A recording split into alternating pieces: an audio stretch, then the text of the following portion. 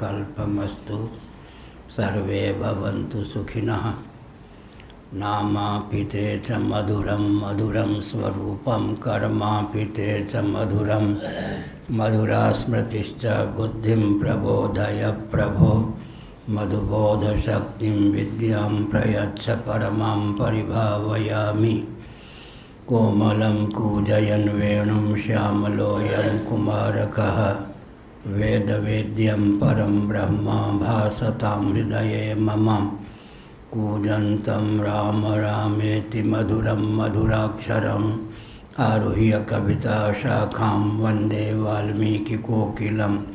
निगमकल्पतरोर्गलितं फलं शुकमुखादमृतद्रवसंयुतं पिबत भागवतं रसमालयं मुहुरहो रसिका भुवि भावुकाः। ऋणादपि सुनीचेन तरोरपि सहिष्णुना अमानिना मानदेन कीर्तनीय सदा हरिः नारायणाखिलगुरो भगवन्नमस्ते शिवाय नमः। शिवलिंगाय नमः। नारायण नारायण नारायण।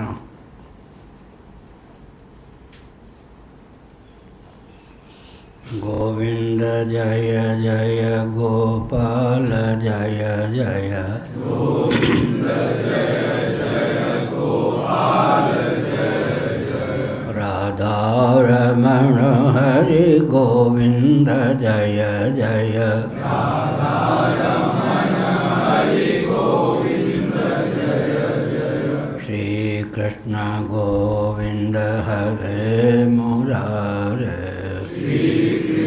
गोविंद हरे मुरारी। ये नाथ नारायण वासुदेव ये नाथ नारायण वासुदेव गोविंद जय जय गोपाल जय जय गोविंद जय जय गोपाल जय जय राधा रमण हरि गोविंद जय जय राधा रमण हरि गोविंद जय जय गोविंद जय जय गोपाल जय जय गोविंद जय जय गोपाल जय जय राधा रमण हरि गोविंद जय जय राधा रमण हरि गोविंद जय जय गोविंद जय जय गोपाल जय जय गोविंद जय जय गोपाल जय जय राधा रमण हरि गोविंद जय जय राधा रमण हरि गोविंद जय जय गोविंद जय जय गोपाल जय जय गोविंद जय जय गोपाल जय जय राधा रमण हरि गोविंद जय जय राधा रमण हरि गोविंद जय जय श्री वृंदावन बिहारी लाल की जय। नमो माधव्य शंभो शिव शिव शिव शिव शिव शिव नारायण नारायण नारायण।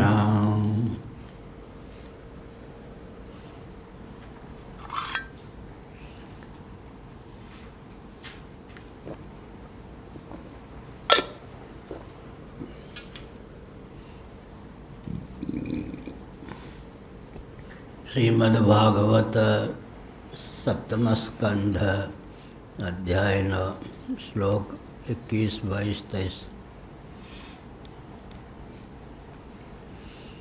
माया मनसृजति कर्ममयं बलीयः कालेन चोदित गुणानुमतेन पुंसः छन्दोमयं यदजयार्पितषोडशारं संसारचक्रमजकोटितरे त्वदन्यः। नारायण।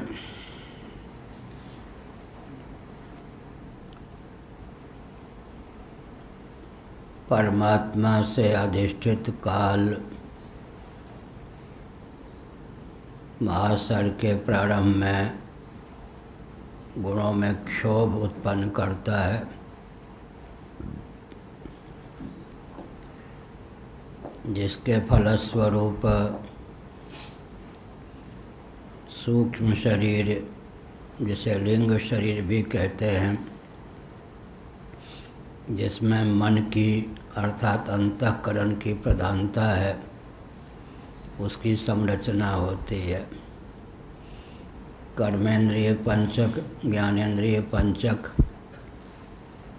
प्राण पंचक, अंतःकरण और इनका उपादान तन्मात्र पंचक, इन्हीं को सूक्ष्म शरीर कहते हैं।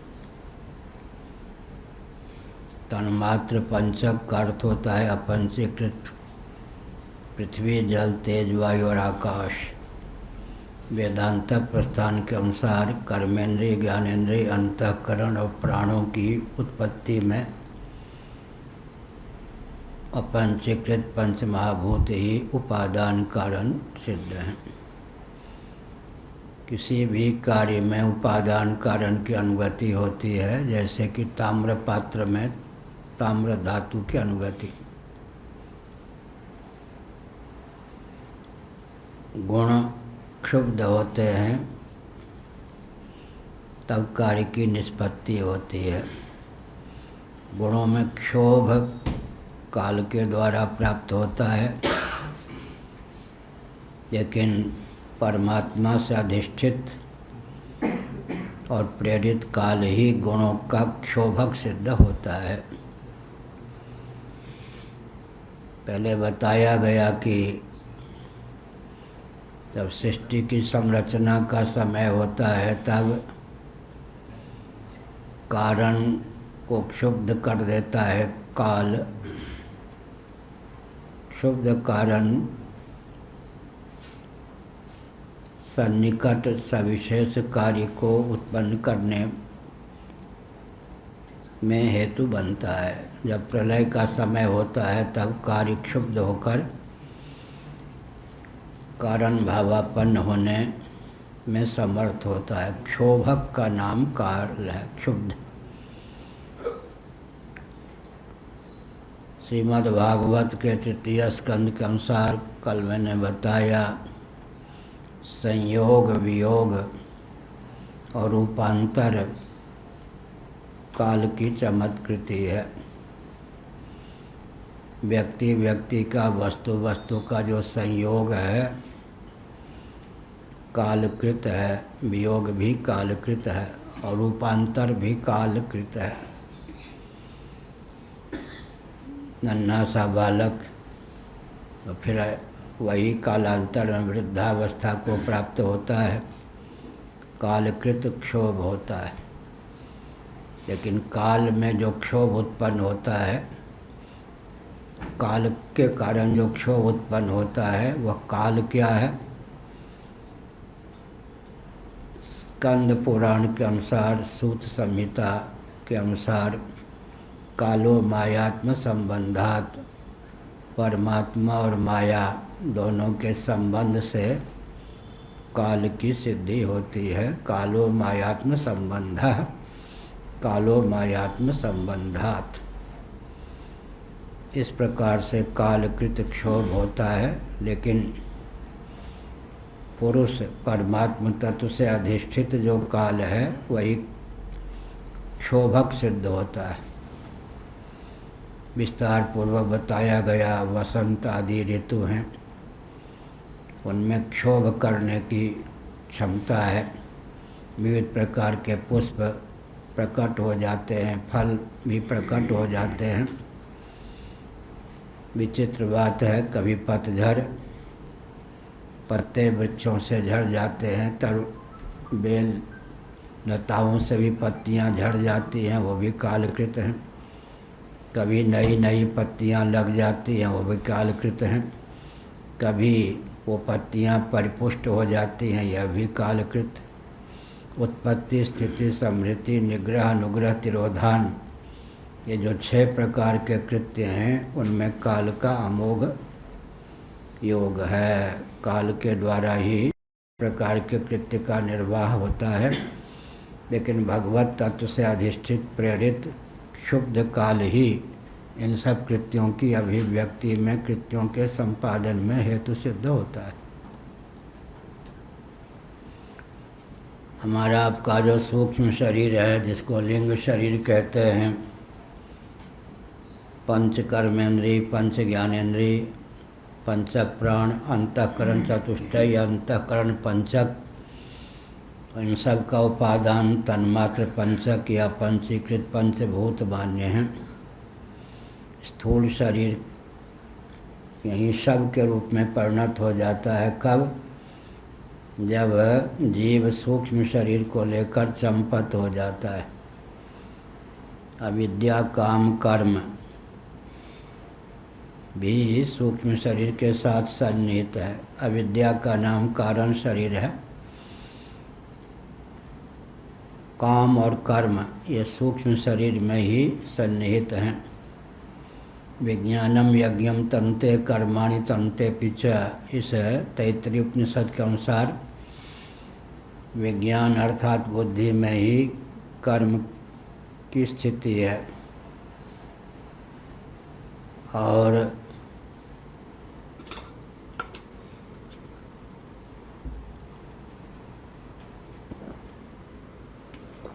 प्रजहाति यदा कामान सर्वान् पार्थ मनोगतान्, अंतःकरण में ही काम भी है।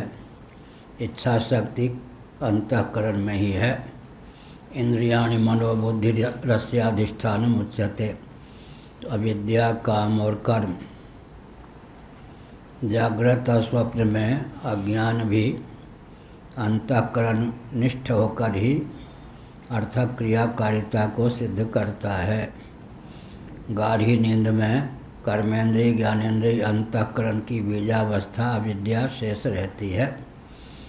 इस प्रकार से इस स्थूल शरीर को शव बनाने वाला कौन है? जब सूक्ष्म शरीर, जिसमें अविद्या, काम, कर्म का भी सन्निवेश मान लिया जाता है, इस शरीर से चंपत हो जाए, पृथक हो जाए, तब शरीर शव हो जाता है। पूरी अष्टक सहित जीव कला जब शरीर को छोड़ देती है, तब उसी का नाम शव हो जाता है, मृत्यु है। कर्मेंद्रिय पंचक, ज्ञानेंद्रिय पंचक, प्राण पंचक, अंतःकरण चतुष्टय या अंतःकरण पंचक, तन्मात्र पंचक, अविद्या, काम और कर्म, ये 8 पुरियाँ हैं। बाहर जैसे 8वीं पुरी का नाम जगन्नाथपुरी है। अयोध्या, मथुरा, माया, काशी, कांची, अवंतिका, द्वारावती, ये 7 पुरियाँ हैं। माया हरिद्वार, अवंतिका उज्जैनी, अयोध्या, मथुरा, माया, काशी, कांची, अवंतिका, द्वारावती। 8वीं पुरी का नाम जगन्नाथपुरी है, जहाँ हम लोग विद्यमान हैं। भगवत कृपा से अभी भारत में ही 8 पुरियाँ हैं। बहुत से तीर्थ तो हमारे चले गए पाकिस्तान, बांग्लादेश, श्रीलंका, वर्मा में। फिर भी ये जो 8 पुरियाँ हैं, भगवत कृपा से अभी भारत में शेष हैं। भगवत पाद शिवावतार शंकराचार्य महाभाग के द्वारा प्रतिष्ठित 4 पीठ भी अभी भारत में ही विद्यमान है। यह भी सौभाग्य की बात है। कटता कटता पिटता पिटता भी भारत कम से कम 8 पुरियों को अभी सुरक्षित रखे हुए है। 8 पुरियाँ भारत में सन्निहित हैं। तो हमने संकेत किया कि बाहर जैसे 8 पुरियाँ हैं, वैसे ही आध्यात्मिक जगत में भी 8 पुरियाँ हैं। कर्मेंद्रीय पंचक, ज्ञानेंद्रीय पंचक, प्राण पंचक, तन्मात्र पंचक, अंतःकरण चतुष्टय, अंतःकरण पंचक, अविद्या, काम और कर्म, ये आध्यात्मिक धरातल पर 8 पुरियाँ हैं। पुरी अष्टक इन्हीं का नाम है। विवेक चूड़ामणि, पैंगलोपनिषद आदि में इन्हीं का नाम पुरी अष्टक है। पुरी अष्टक माने 8 पुरियों का समुदाय। हमने बताया था कि एक गुजरात परंपरा की महिला थी, उसके पुत्र जम्मू कश्मीर में गुप्तचर थे। किसी कार्य से वे भुवनेश्वर आए, लौट कर गए तो माँ ने पूछा कि बेटा कहाँ कहाँ तुम गए थे। गुप्तचर विभाग के उनके पुत्र ने कहा कि माँ इस बार भुवनेश्वर तक गया था, जगन्नाथपुरी का दर्शन किया या नहीं, वहाँ शंकराचार्य रहते हैं उनका दर्शन किया या नहीं। उनके पुत्र ने कहा हमें तो पता नहीं कि शंकराचार्य की गद्दी पुरी में भी है। महिला ने कहा कि अब ठीक से पता लगाना, जब भुवनेश्वर जाना हो तो मुझे भी साथ ले चलना। श्री जगन्नाथ जी का दर्शन करूंगी जगन्नाथपुरी में और शंकराचार्य से भी मिलूंगी। जब शंकराचार्य मठ में हो तब कार्यक्रम बनाना। उसी प्रकार कार्यक्रम बना। उस मातृशक्ति महिला ने आकर मुझसे पूछा, महाराज मुझे 8 पुरियों का दर्शन करा दो, आध्यात्मिक पुरियों का। तो हमने समझ लिया कि इसने सत्संग किया होगा बचपन में, अच्छे संतों का प्रवचन सुना होगा। तब मैंने यही कहा, कर्मेंद्रीय पंचक, ज्ञानेंद्रीय पंचक, प्राण पंचक, अंतःकरण चतुष्टय, अंतःकरण पंचक, इनका उपादान तन्मात्र पंचक, अविद्या, काम और कर्म, ये आध्यात्मिक धरातल पर 8 पुरियाँ हैं।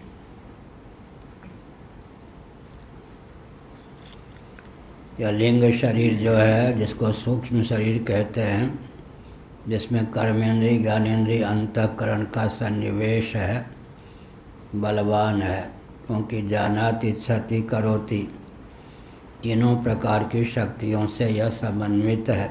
बुद्धि को लेकर विज्ञान की, मन को लेकर इच्छा की, प्राण को लेकर कर्म की सिद्धि होती है। इसलिए बलयुक्त भी है, कर्मयुक्त भी है। अनेक नाम रूपों में समासक्त भी यही है, छंदोमय भी यही है, क्योंकि वाक् इंद्रिय के द्वारा ही शब्दों का उच्चारण होता है। इसका बृहद विवेचन बृहदारण्यक उपनिषद का जो पाठ चल रहा है उसके माध्यम से श्रोताओं को प्राप्त हो रहा है। मुझे भी प्राप्त हो रहा है। पढ़ने के नाम पर पढ़ाना हो जाता है, पढ़ाने के नाम पर पढ़ना भी हो जाता है। छंदोमय है, इसका अर्थ क्या हुआ? पहले इसमें कहा गया था छंदोमय, 21वां श्लोक है। छंदोमयम यत अजयार्पित षोडशारम, छंदोमय, यह सूक्ष्म शरीर छंदोमय है। इसका अर्थ क्या हुआ? वेदमय है। वाणी की प्रतिष्ठा भी वाक् में ही है। और एक विचित्र बात है कि कल भी कहा हमने, परसों भी कहा कि एतत् सर्वम, यह सब मन ही है। बृहदारण्यक उपनिषद में कहा गया, जो मन है उसी में वेद की प्रतिष्ठा है। तैत्तिरीय उपनिषद के अनुसार मन में, मनोमय कोश में वेद की प्रतिष्ठा है। छांदोग्य उपनिषद के अनुसार जीवात्मा का दिव्य चक्षु मन है। हम जो जीवात्मा हैं, हमारे पास मन क्या है? दिव्य चक्षु के रूप में प्राप्त है। मन दिव्य चक्षु क्यों है? मन की गति भूत, भविष्यत, वर्तमान तीनों कालों में है। इंद्रियों की गति केवल वर्तमान तक सीमित है। जितने भौतिकवादी होते हैं अधूरदर्शी होते हैं, क्योंकि चेतना संपन्न शरीर को ही आत्मा मानते हैं। और इंद्रियों की दासता उनके जीवन में प्राप्त होती है। इंद्रिय तादात्म्यापन्न ये भौतिकवादी होते हैं और इंद्रियों की गति केवल वर्तमान तक सीमित है। हमने कई बार इस तथ्य को उद्भाषित किया कि ये जितने भौतिकवादी हैं, America, Britain, Germany, Japan, France, Bharat का शासन तंत्र सब भौतिकता से संलग्न है। और ये भौतिकवादी जो भी विकास के नाम पर योजना बनाते हैं, सबका परिणाम विस्फोट में, विनाश में हो जाता है। इसके पीछे कारण क्या है? इन भाग्य विधाताओं को दर्शन शास्त्र का ज्ञान नहीं है। ये इंद्रियात्मवादी हैं। इंद्रियों की गति केवल वर्तमान तक है। इसीलिए इंद्रियों में तादात्म्यपन जो जीव होता है वो त्रिकालदर्शी नहीं होता।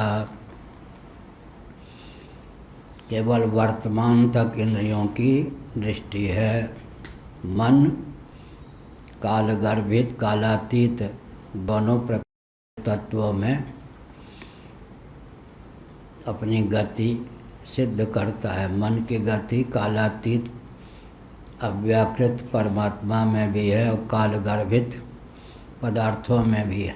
इसलिए मन जीवात्मा का दिव्य चक्षु है।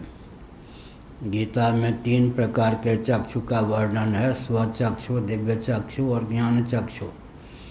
न तो माम शक्य से द्रष्टुमने नैव स्वचक्षुषा दिव्यम ददामि ते चक्षु पश्चिमे योगमैश्वरम क्षेत्र क्षेत्रज्ञयोरेव मंत्रम ज्ञान चक्षुषा भूत प्रकृति मोक्षम च ये विदुर्यान्ति ते परम यह विमूढ़ा नानुपश्यन्ति पश्यन्ति ज्ञान चक्षुषा।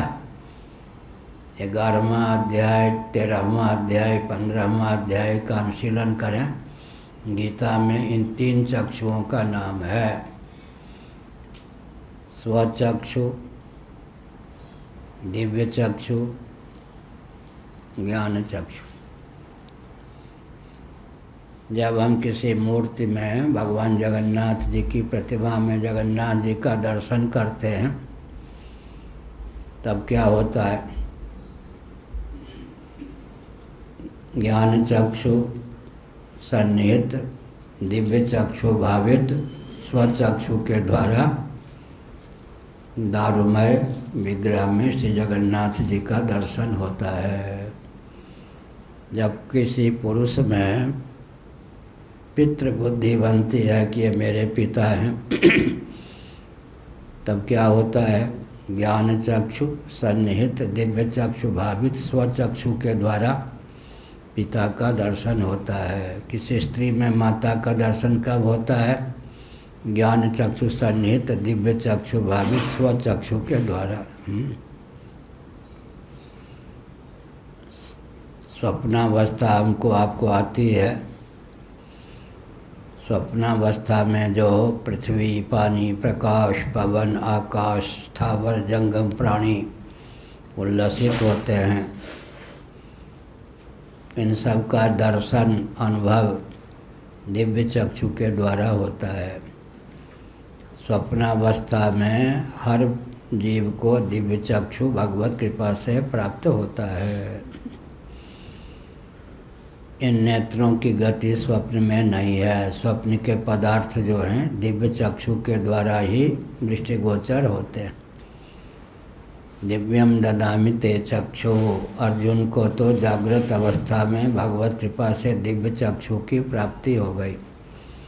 भगवान वेदव्यास जी की कृपा से संजय को कुछ दिनों के लिए दिव्य चक्षु और दिव्य शक्ति दोनों की प्राप्ति हुई। संजय आकाश मार्ग से उड़ भी सकते थे। युद्ध में सम्मिलित होते हुए भी दोनों पक्षों के नायकों, योद्धाओं की सारी गत बुद्धि ज्ञान चक्षु, दिव्य चक्षु के बल पर उनको सारी गतिविधि का दर्शन हो जाता था। किस पक्ष के कौन सा योद्धा क्या विचार कर रहा है, युद्ध भी करते थे और सब कुछ। लाखों सैनिक थे, लेकिन किस सैनिक के द्वारा किस प्रकार के अस्त्र शस्त्र का प्रयोग किस पर कैसे हो रहा है, भगवान वेदव्यास के द्वारा प्रदत्त दिव्य चक्षु के बल पर संजय महाभारत युद्ध में सम्मिलित होने पर भी सबके दृष्टा बने हुए थे और समय समय पर हस्तिनापुर पहुंचकर धृतराष्ट्र को बीती घटना का वर्णन भी सुना देते थे। यह दिव्य चक्षु योगी बृहदारण्यक उपनिषद के पाठ में आगे आएगा। योगी जो है मन से ही देख लेते हैं, निशाचर अंधकार में भी देख लेते हैं, उल्लू अंधकार में भी देख लेता है, योगी मन से ही देख लेते हैं। बहुत विचित्र बात है। और पश्यंती वाणी उपनिषद के आधार पर परा, पश्यंती, मध्यमा, वैखरी वाणी के 4 भेद हैं। पश्यंती योगी वाणी के द्वारा देखते हैं, योगी मन के द्वारा देखते हैं। निशाचर अंधकार में भी देख लेते हैं, उन्हें प्रकाश की आवश्यकता नहीं होती। और उल्लू जो है वो भी प्रकाश में देख नहीं पाते, अंधकार में देखते हैं। तो तरह तरह की शक्तियाँ हैं, तरह तरह की शक्तियों से युक्त प्राणी भी विश्व में हैं। तो हमने संकेत किया, माता में मातृबुद्धि कब होती है? ज्ञान चक्षु सन्निहित दिव्य चक्षु भावित स्वचक्षु के द्वारा किसी स्त्री पिंड में मातृबुद्धि बनती है, माता का दर्शन होता है। देव विग्रह में देवता का दर्शन कब होता है? ज्ञान चक्षु सन्निहित दिव्य चक्षु भावित स्वचक्षु के द्वारा। लेकिन व्यक्ति को ज्ञान नहीं हो पाता कि ज्ञान चक्षु क्या है, दिव्य चक्षु क्या है। स्वचक्षु तो है ही, जिसके द्वारा हम रूप का दर्शन करते हैं नेत्रों के द्वार से। प्रज्ञा चक्षु धृतराष्ट्र के लिए कहा गया, लेकिन जितने बुद्धिमान होते हैं, विद्वान होते हैं, दिव्यदर्शी होते हैं, वे बाहर आँख हो तो भी प्रज्ञा चक्षु होते हैं। प्रज्ञा माने बुद्धि, उनकी बुद्धि जो होती है भूत भविष्य वर्तमान तीनों कालों में अकुंठित होती है। प्रज्ञा चक्षु आदर की दृष्टि से आजकल जो बाहर से नेत्र विहीन होते हैं उनके लिए प्रयुक्त है, लेकिन महाभारत में प्रज्ञा चक्षु वे दिव्यदर्शी जो विमल बुद्धि के द्वारा भूत भविष्य वर्तमान तीनों का दर्शन करने में समर्थ हैं, उनके लिए प्रज्ञा चक्षु का प्रयोग आया। धृतराष्ट्र के लिए प्रज्ञा चक्षु का प्रयोग इसलिए आया कि किसी अंधे को अंधे कहेंगे तो कटुता है, इसलिए शिष्टाचार में प्रज्ञा चक्षु कह देते हैं। बाहर से भले ही नेत्रविहीन हों, लेकिन बुद्धि रूपी चक्षु से ये देखते हैं, इसलिए ये ऐसा है प्रज्ञा चक्षु। दिव्यांग जैसे विकलांग के लिए दिव्यांग शब्द का प्रयोग होता है। शब्द क्या कहा गया? दिव्यांग अर्थ होता है विकलांग। तो किसी को कष्ट ना हो इसलिए शब्द बहुत बढ़िया चुना गया है। क्या है? दिव्यांग। समझते हैं लोग विकलांग, बोलते हैं क्या दिव्यांग, ऐसा है। मन में गर्हित भाव ना हो जाए इसलिए डोल डाल गए हैं, नदी की ओर गए हैं, जलाशय की ओर गए हैं, वन की ओर गए, मल त्याग करने गए हैं। सीधे न कह के भोजन के समय एक आ गए हमारे धर्मचंद जी, वहाँ कहाँ के वृंदावन में, धर्मचंद नाम था क्या, गायक जो थे, हाँ वो आ गए। महाराज आज बहुत खुशखबरी है, इतना बढ़िया पेट साफ हुआ, झड़ झड़ झड़। हमने कहा भोजन कर रहे तुम अब इसी समय झड़ झड़ झड़ कब क्या बोलना चाहिए कुछ। वो अपना पेट साफ होके का ही वर्णन करने लगे, मैं भोजन कर रहा था। तो मल त्याग कहने पर मन में विकृति आ सकती है, डोल डाल गए। फिर क्या कहते मैथिली में, नदी दिश बने दिशा, नदी की ओर गए, जलाशय की ओर गए, वन की ओर गए, शब्द का भी ऐसा प्रयोग होता है कि मन में विकार उत्पन्न न हो। इसी प्रकार प्रज्ञा चक्षु, सूरदास के लिए प्रज्ञा चक्षु, अंधे नहीं कहा जाता, प्रज्ञा चक्षु, बाहर से चक्षुहीन होने पर भी बुद्धि रूपी चक्षु से युक्त हैं। हमारे आपके जीवन में भी तीनों चक्षु, हमने कई उदाहरण दिया।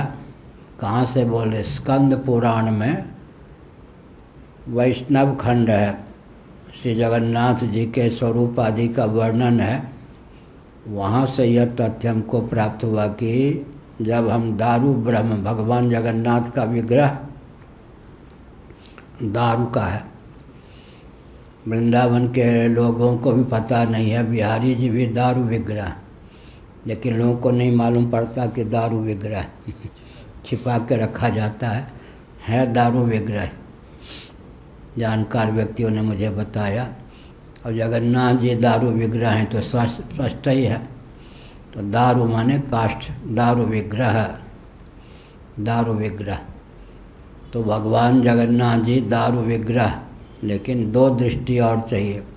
ज्ञान चक्षु सन्निहित, दिव्य चक्षु भावित स्वचक्षु के द्वारा दारू विग्रह का दर्शन होता है। उसमें जगन्नाथ जी की भावना बनती है। पिता का शरीर भी मांसयुक्त सप्त धातुमय, माता का शरीर भी मांसयुक्त सप्त धातुमय, लेकिन माता में मातृबुद्धि, पिता में पितृबुद्धि के लिए क्या आवश्यक है? ज्ञान चक्षु सन्निहित, दिव्य चक्षु भावित स्वचक्षु के द्वारा किसी स्त्री में मातृबुद्धि बनती है, किसी पितृबुद्धि बनती है। अब पृथक पृथक से स्वचक्षु, दिव्य चक्षु, ज्ञान चक्षु का लोगों को वर्ण ज्ञान प्राप्त नहीं है, लेकिन प्रयोग नित्य ही करते हैं। प्रयोग तो नित्य ही होता है, लेकिन ज्ञान किसी किसी को प्राप्त होता है कि ज्ञान चक्षु क्या है, दिव्य चक्षु क्या है, स्वचक्षु क्या है। विमूढ़ा नानुपश्यन्ति पश्यन्ति ज्ञान चक्षुषा दिव्यम ददामि ते चक्षु न तो माम शक्य से द्रष्टुमने नैव स्वचक्षुषा। ज्ञान चक्षु भी हमको प्राप्त है, स्वचक्षु भी प्राप्त है, आंशिक रूप में दिव्य चक्षु भी प्राप्त है। मैंने स्वप्न का वर्णन किया। स्वप्नावस्था में कर्मेंद्रियां, ज्ञानेंद्रियां सो जाती हैं और स्वप्न में स्वाप्निक पदार्थ का हमको दर्शन होता है। स्वप्न का जो दर्शन होता है वहाँ पर हमको आपको भगवत कृपा से दिव्य चक्षु प्राप्त होता है। दिव्य चक्षु के द्वारा ही स्वप्न के पदार्थों का दर्शन हो सकता है। स्वचक्षु की, बाह्य चक्षुओं की गति स्वप्न में नहीं है। या एक प्रकार से गाढ़ी नींद में हमको ज्ञान चक्षु प्राप्त होता है। ज्ञान चक्षु की प्रधानता से गाढ़ी नींद है। अज्ञान का दर्शन जिस ज्ञान के द्वारा होगा उस ज्ञान को चक्षु कहेंगे या नहीं? गाढ़ी नींद में अज्ञान का दर्शन होता है या नहीं, अनुभव होता है या नहीं? नींद टूटने पर सुख माम अस्वापसम न किंचित अवेदिशम मामप्य हम नाज्ञासी सब। मैं सुखपूर्वक सोया, मैंने कुछ नहीं जाना, मैंने स्वयं को भी नहीं जाना। तो गाढ़ी नींद में हमको आपको ज्ञान चक्षु प्राप्त होता है। ज्ञान चक्षु की प्रधानता से गाढ़ी नींद है। दिव्य चक्षु की प्रधानता से स्वप्नावस्था है और स्वचक्षु की प्रधानता से जागृत है। लेकिन जागृत में भी माता में मातृ बुद्धि, पिता में पितृबुद्धि, प्रतिमा में देव बुद्धि के समय स्वचक्षु के साथ साथ दिव्य चक्षु और ज्ञान चक्षु दोनों का सन्निवेश होता है। वेदादि शास्त्रों का अध्ययन करने पर दिव्य चक्षु और ज्ञान चक्षु की प्राप्ति होती है, नहीं तो केवल स्वचक्षु की प्रधानता रहती है। वेदादि शास्त्रों की उपयोगिता क्या है? जो बृहदारण्यक में पाठ चल रहा है उसके अनुसार हम अपने कर्म और ज्ञान को विकसित बिना वेद आदि शास्त्र का आलम्बन लिए कर ही नहीं सकते। इस ढंग से बोलने पर नास्तिक भी आस्तिक हो सकते हैं। इस ढंग से बोलने पर क्या होगा, जहाँ तक वाणी पहुँचेगी नास्तिक भी आस्तिक हो जाएंगे। नास्तिक कैसे होंगे?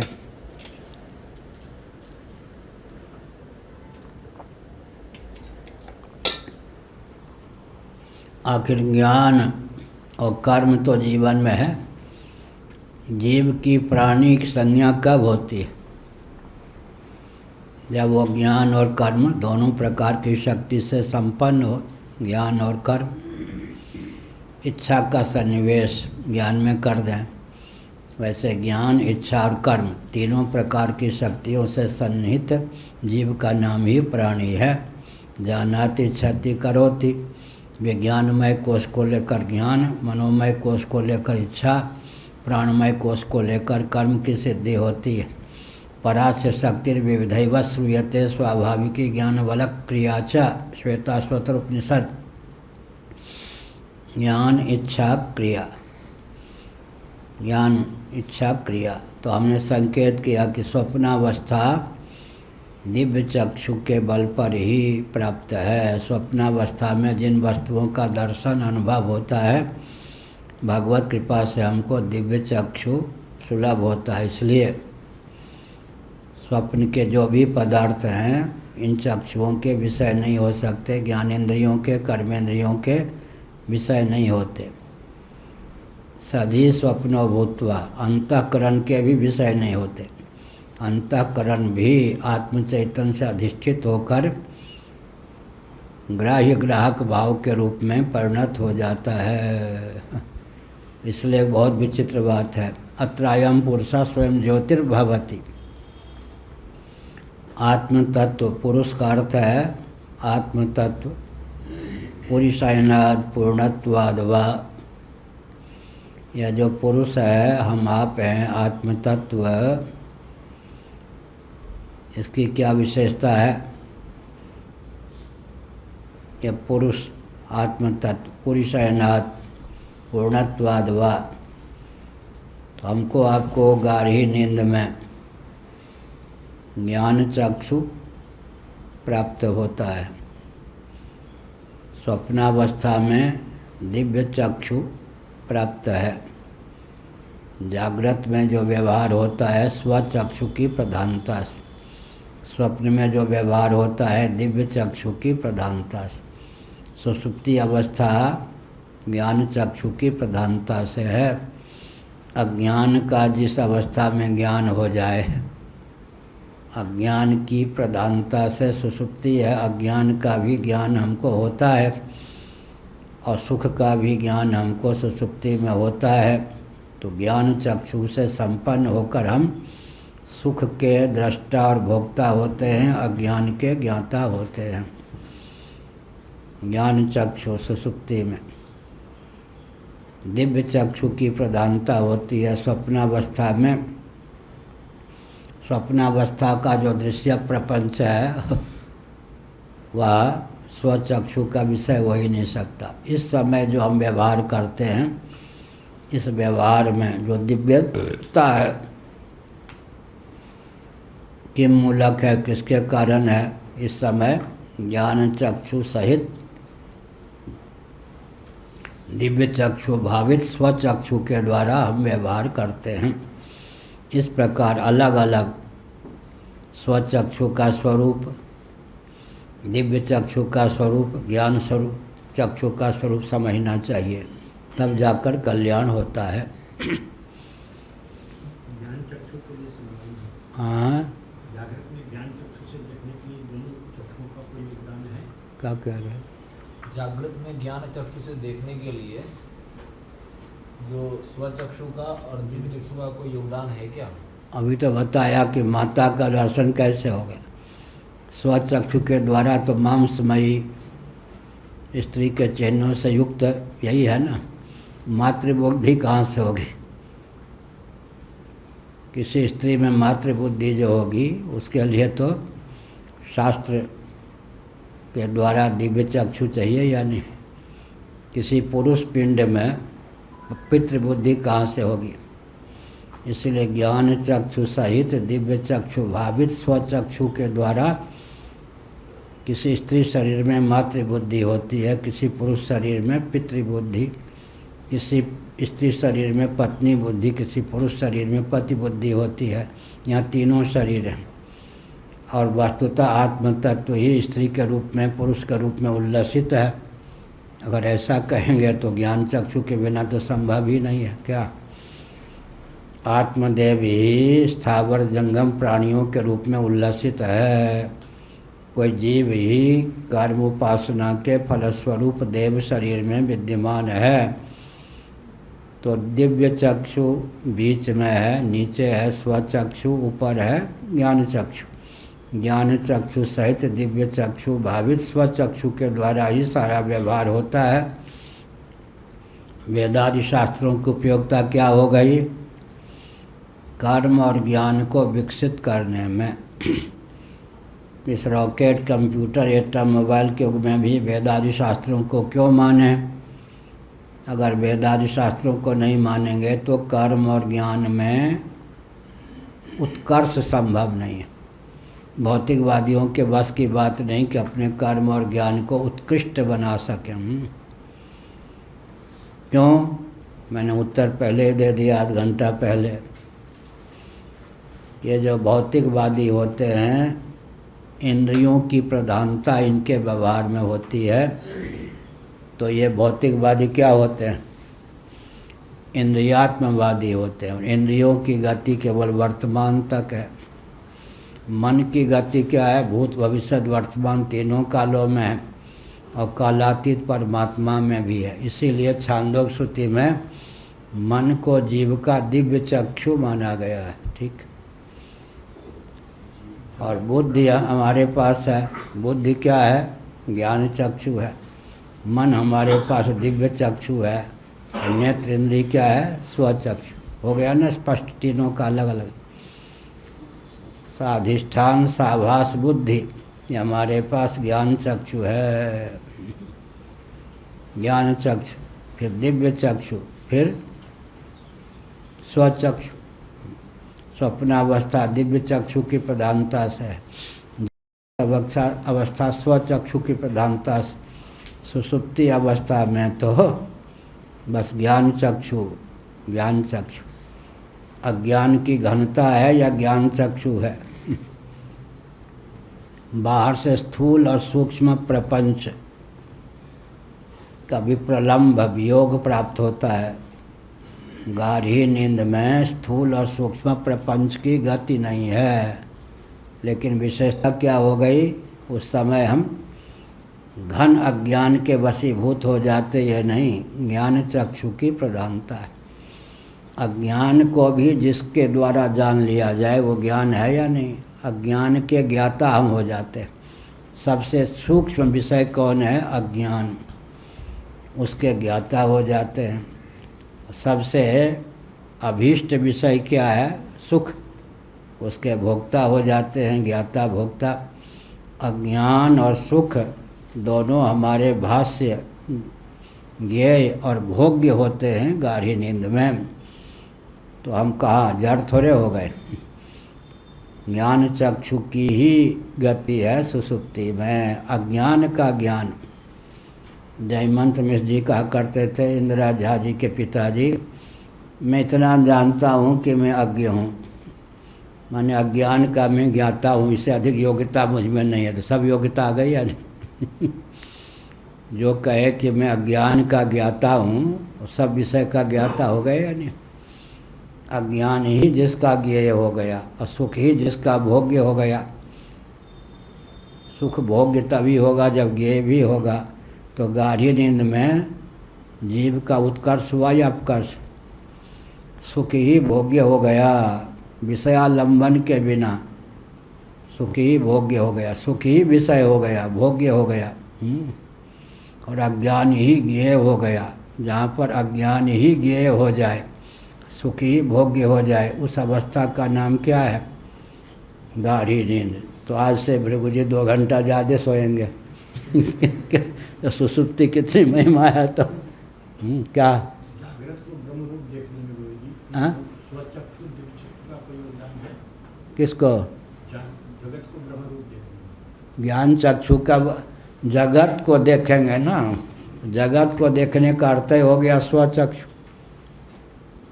जगत का कोई उदाहरण क्या है? घड़ी है, माइक है, ये सब यंत्र है, पंखा है, दीवार, यही सब ना। पृथ्वी है, जल है, तेज है, यही तो जगत है। वायु है, आकाश है।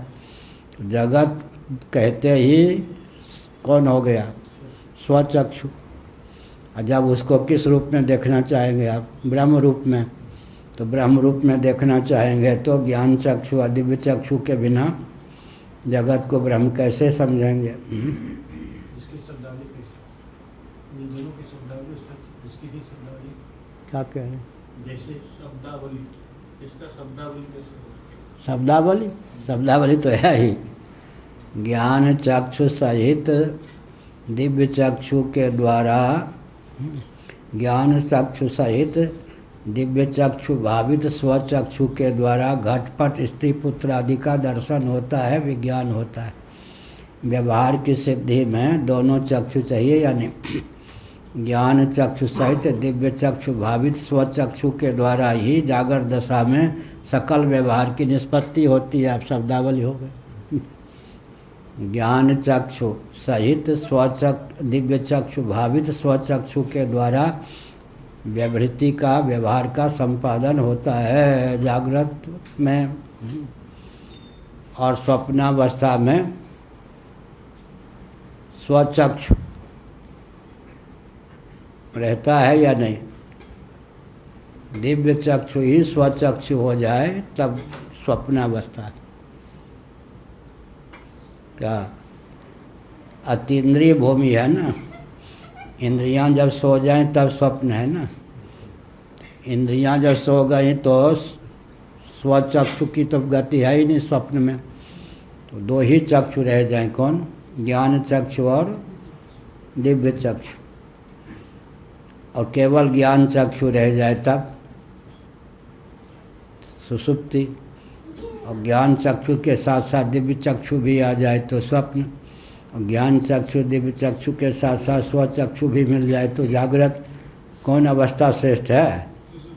सुषुप्ति है, ठीक है। केवल ज्ञान चक्षु। हाँ, ज्ञान, ठीक है।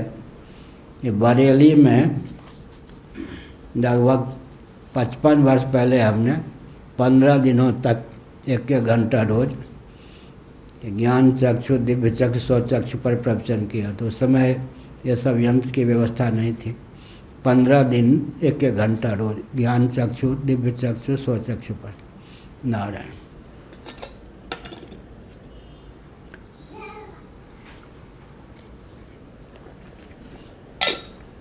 अब चक्षु कौन हुआ? आत्मा का नाम ही चक्षु है। मूल चक्षु कौन है? जो दृष्टा है वही तो चक्षु है ना, मूल। ज्ञान चक्षु दिव्य चक्षु स्वचक्षु के द्वारा जो देखने वाला है वो आत्म तत्व है या नहीं? आत्मा सबसे उत्कृष्ट है, ज्ञान चक्षु से भी, दिव्य चक्षु से भी, स्वचक्षु से भी।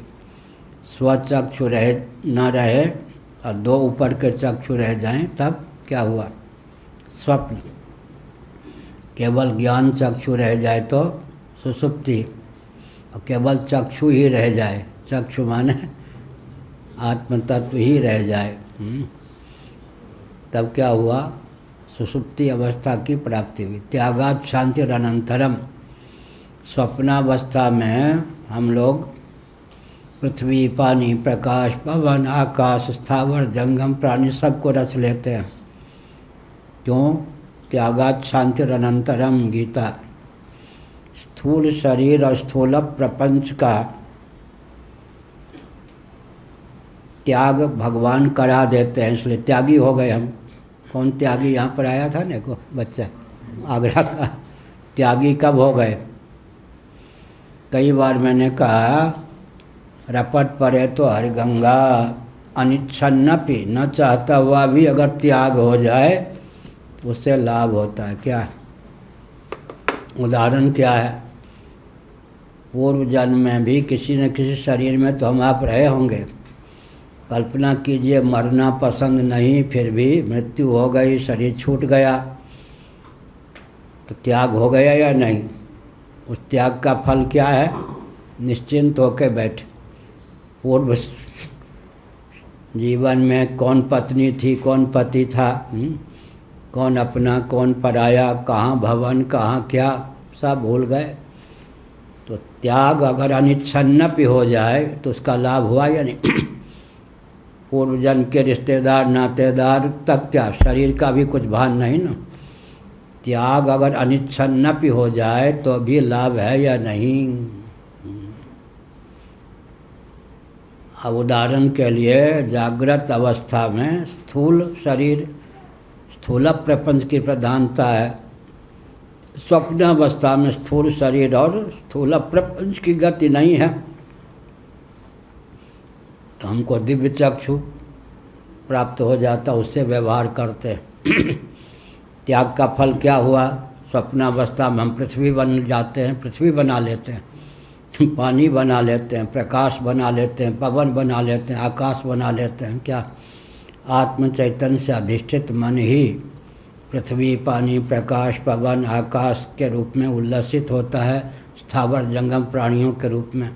और स्वप्नावस्था की सिद्धि का रहस्य समझकर जो जागृत अवस्था में उतारने में समर्थ होता है वह योगी हो जाता है।